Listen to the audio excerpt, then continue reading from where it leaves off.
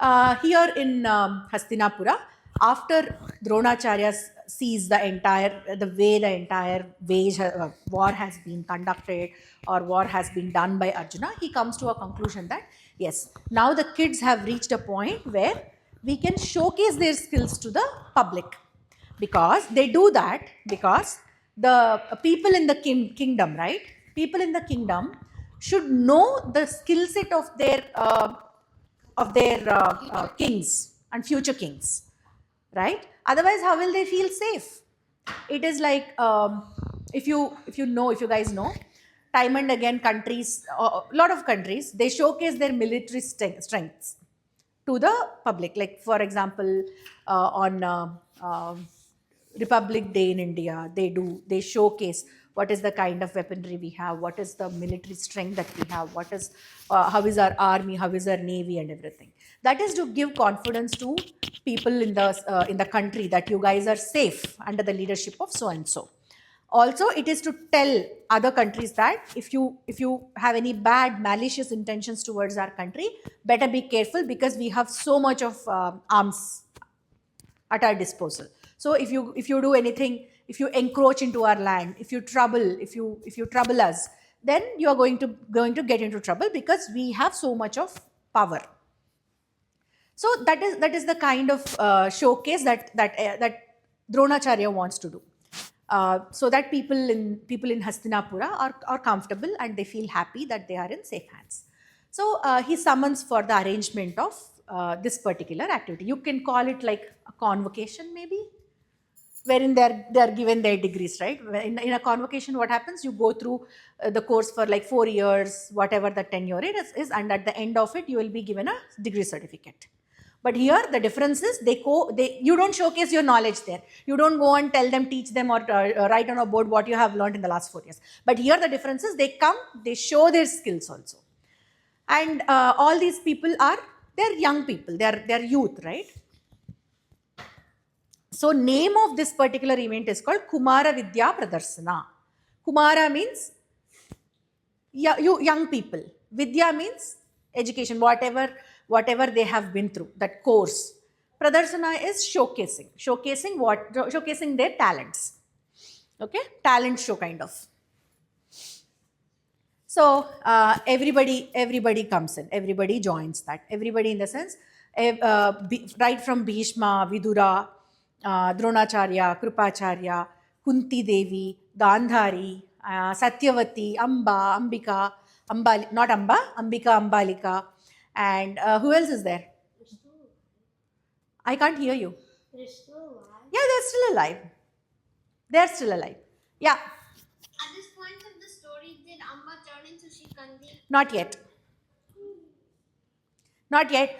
In the sense, she might be working towards that goal, but for a while, for next few episodes, we will not be really going into the story of Shikhandi. We'll talk about her very later in the game. But at this point of time, she would have started her marching towards her goal of becoming Shikhandi and all of those.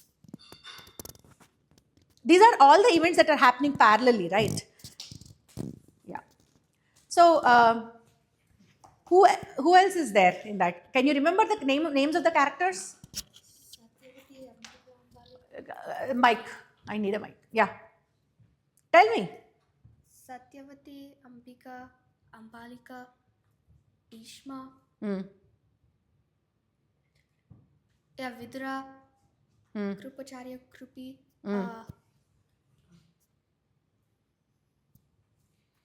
Okay. So covered most of the people.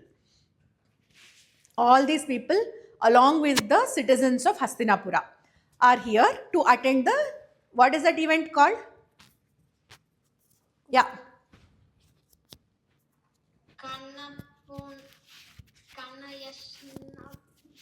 Nowhere close to. Anybody? Kumar Vidya. Mic pitkonche, please. No, you were right. Tell me. Kumar Vidya. Anybody? Kumara Vidya Pradarsana. You need to learn certain Telugu words also, otherwise it's going to be very disconnected and very difficult. I don't want to call this as convocation. That feels so disconnected too. Okay, so this is a kind of a talent show. They are going to show everything that they have learned from Dronacharya for the last few years. Okay, so that happen. Then what happens is all these kids, they come and they showcase what they have learned and they go back. So Dharmaraja comes and he shows how he can attack the opponent with a spear, with a spade, with a javelin, and then goes back. And then Nakula does that. Sahadeva does something else. And from the Kaurava side, lot of people come, showcase what they have learned, and they go back. And the crowd is cheering all the while. And then then the dual combat start. The dual combat happens between, any guess? Correct, Bhima and Duryodhana. The dual combat happens between Bhima and Duryodhana because they both are ఎట్లా ఏం చెప్పాలి సమవుజ్జీలు అంటే ఏమంటారు they both are very equal when it comes to their skills, and they both are into dual combats. They don't use a lot of archery kind of skills, right? Bhima is more about raw power, crude power. So they both get into a dual combat, and it reaches a stage wherein it looked as if they were actually waging a war, not just showing their skill set. It gets so escalated that both of them are pounding at each other, they are hitting, they're punching at each other, they are getting hurt, they're falling on the ground, they're getting up and going again. Nobody is giving up. None of them is giving up. And the entire auditorium has become so silent, and they're not cheering anybody anymore. They're just awestruck. They did not understand why these people who were just supposed to showcase their whatever they have learned have come to a stage where it is all bloody right now. They're shedding blood and they're still not giving up, and they're behaving like enemies, not like cousins. And after a bit, the entire auditorium splits into two, and half of the auditorium is cheering Duryodhana, half of them are cheering Bhimasena. And at that point of time, Dronacharya thinks that, oh, this thing needs to stop now. We cannot let this happen. And then he sends his son, who is his son? Ashwadhama. Great. He sends his son Ashwathama to stop both of them from fighting. And he comes and he physically separates these two people and then says, enough is enough, and you guys are not supposed to be doing this. Rather, you're here to showcase your skill set, not to fight and not to kill each other. So that's where it ends. So nobody gets to see who wins and who loses. And that's not the purpose of this particular entire episode, right? So they end there. And then comes Arjuna. Arjuna does a spectacular job that day.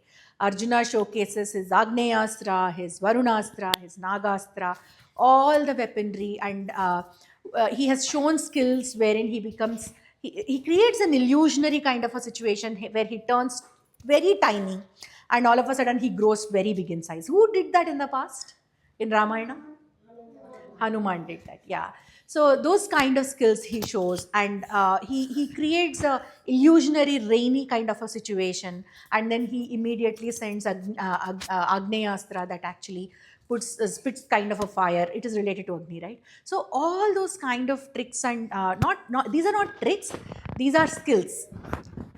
We should say tricks if they are magic tricks, but they are not tricks, they are actually skills that he has learned from Dronacharya. He shows all of that, and the crowd is just enjoying this entire episode of Arjuna.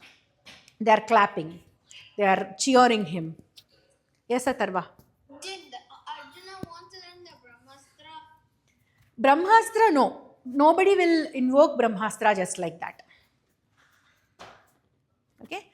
But there are a lot of weaponry that he can use, and he can launch them with only limited capabilities, not at its full strength, right? They have a ability to launch a weapon with a much lesser degree of power. It won't be that lethal. Okay? So can you go on mute, please, if you're not talking? Okay. Thank you.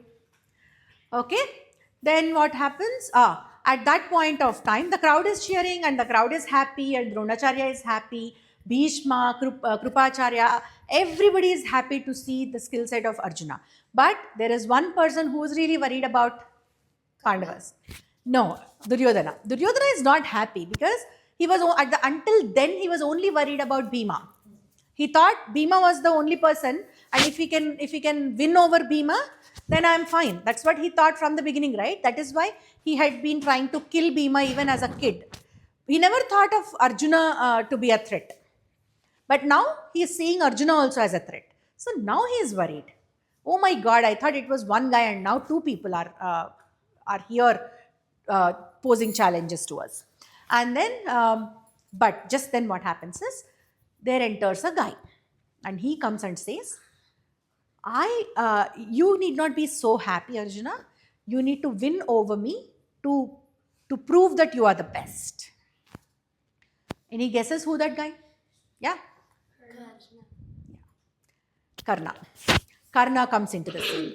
He comes into the picture and he says, he challenges Arjuna. When he challenges Arjuna, Krupacharya, Dronacharya, nobody likes it because the purpose of that particular meeting, that particular event is not to challenge each other and win over each other. That is a talent show organized by Dronacharya for all of his students. So he says, Krupacharya comes and says, you're not understanding the whole point of it. This is not a place of war. We are not waging war against each other. You have to introduce yourself, ask for permission, and if you are permitted, then only you can come and show your skills. Otherwise, then you are not allowed. Who are you, by the way? So in that particular scene, Karna enters, and who is there in the audience? Who all are there in the audience? Who else is there? The most important person who can recognize Karna probably. Kunti. Yes, Kunti. Kunti is also there in the audience. So this entire conversation is happening. Krupacharya is trying to ask Karna to prove who he is. Tell me who are you? Why are you entering into the scene and why are you challenging? This is not for that. And he was that conversation was going on, and just then Kunti scans this boy and she realizes that the armor that he was wearing is the armor of the son that was born to her back in the day.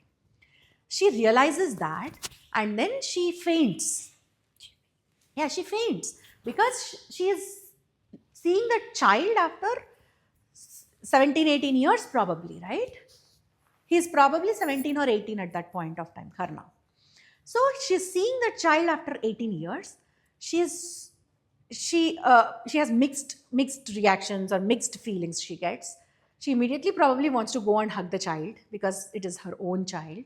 And she's worried the next minute that Arjuna and Karna are kind of getting into a tiff. Oh, and aren't they technically siblings? Yeah, they are. But they don't know that they are siblings, right?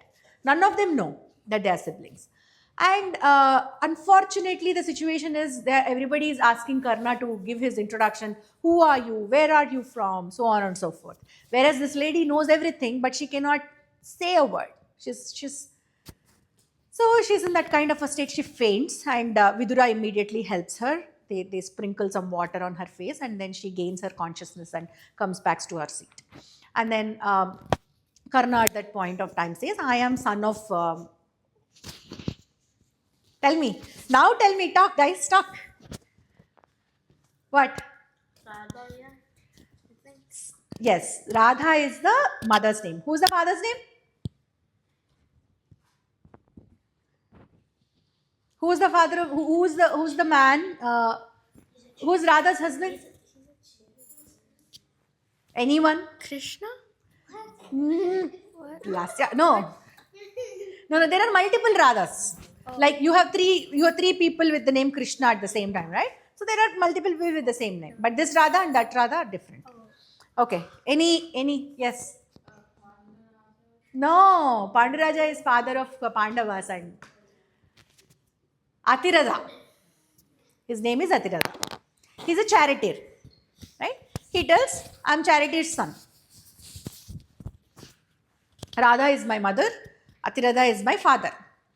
And then immediately Krupacharya says, you're not eligible to come and showcase your Vidya here. This is for Kauravas and Pandavas. This talent show is for the students of Dronacharya, and as a matter of fact, Arjuna would not wage a war with a person who is not of his stature. He is a prince. You're not a prince. Why will Arjuna come and wage a war with you? Then he says, Arjuna, as a matter of fact, cannot wage war with you because he is a prince and you are not. And any war or anything should happen between equals. So he's not going to wage a war. Then Karna is upset because it's not his fault. He wants to show his talent, but he's asked so many questions for which he doesn't have convincing answers, and he's upset. Then Duryodhana immediately springs up from his chair, and then he says, I am making this guy, Karna, king of a part of my kingdom. And that part of his kingdom is called Angadesa. Okay, then he immediately he coronates this guy as the king of Angadesa. Now immediately he says, see, he's a king now. Arjuna can fight with him. There's no reason why Arjuna cannot fight. Because all his jealousy, envy, everything, he found one person who is saying that I can fight with Arjuna, and this guy immediately wants to make friendship with him. Because he's thinking in his head that in future, if there is a war kind of a situation, who is going to face Arjuna? It is going to be Karna. So I need to have Karna on my side so that there is someone who can counterbalance Arjuna's power and strength. That is what he's thinking. So Duryodhana and Karna become good friends now.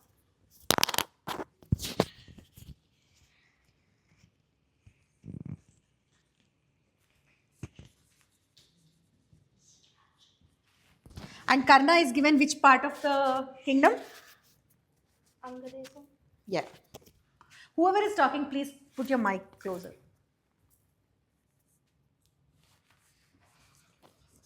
I think this Angadesam is eventually in future called as Vangadesam, Banga, and it became Bengal. I think it is that part of the country that was given away to Karna. This is my guess. I don't know. So now they start showing their skill set, and it so happened, and it is midday.